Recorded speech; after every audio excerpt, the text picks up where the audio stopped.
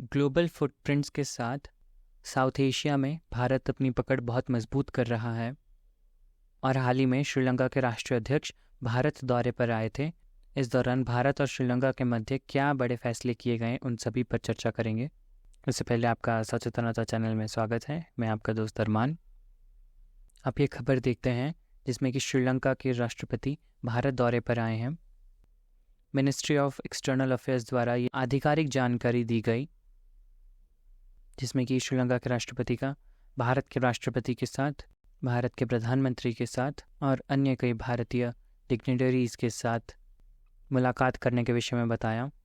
इस दौरान कई बड़े अनाउंसमेंट्स किए गए हैं, जिसमें कि सबसे महत्वपूर्ण भारत और श्रीलंका के मध्य पाक स्ट्रेट के ऊपर rail and road bridge project, इसके साथ petroleum pipeline directly from India to Sri Lanka. इन सभी प्रोजेक्ट्स के पूरे हो जाने पर श्रीलंका में भारत की पकड़ और मजबूत हो जाएगी। ये रेल रोड ब्रिज बनाने का प्रस्ताव Nitin Gadkari, minister of road transportation and highway of India के द्वारा 2015 जून महीने में प्रस्तावित किया गया था, परंतु श्रीलंका के उस समय के transportation and highway minister Laxman ji के द्वारा इस प्रस्ताव को दिसंबर 2015 में डिक्लाइन कर दिया गया था। ये प्रस्ताव उन्होंने चाइना के कहने में आकर के डिसमिस कर दिया था, जो कि बहुत शॉकिंग था, क्योंकि चाइना ज्योग्राफिकली श्रीलंका से बहुत दूर है और इतने दूर इंडियन ओशन में श्रीलंका, जो कि इंडिया का बहुत ही क्लोज नेबर है, उसे इन्फ्लुएंस करना भारत के लिहाज से भी सही नहीं था।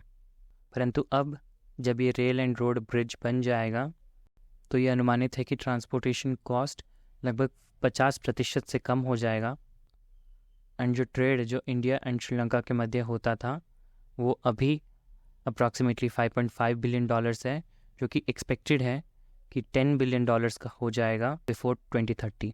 इसके अलावा भारत के प्रधानमंत्री द्वारा श्रीलंका में 75 करोड़ रुपए का एक प्रोजेक्ट अनाउंस किया गया है, जिसमें कि श्रीलंका में रह रहे भारतीय मूल के तमिल लोगों के लिए ये प्रोजेक्ट अनाउंस किया गया है।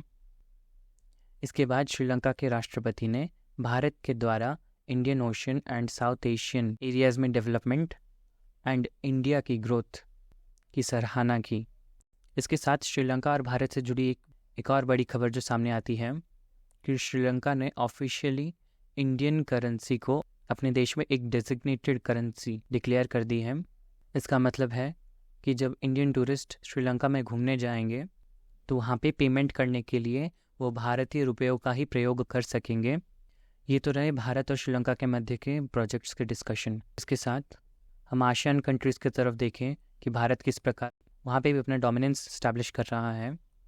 हाल ही में हमारे foreign affair minister doctor S Jaishankar द्वारा बिम्स्टेक यानी कि बे ऑफ बंगाल से जुड़े सभी कंट्रीज़ के फॉरेन अफेयर मिनिस्टर से मुलाकात करते हैं और उन कंट्रीज़ को इंडिया के साथ एक्ट ईस्ट पॉलिसी के तहत एक हाईवे प्रोजेक्ट बनाया जा रहा है, जो कि कई सारे देशों को डायरेक्टली कनेक्ट करेगा।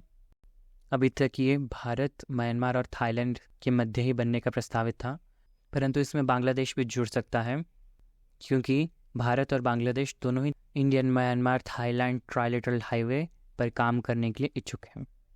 इसके साथ ही इंडिया के द्वारा पूरे साउथ एशिया में इस प्रकार के कनेक्टिविटी प्रोजेक्ट्स भारत को एक स्ट्रॉन्ग पोजीशन देते हैं।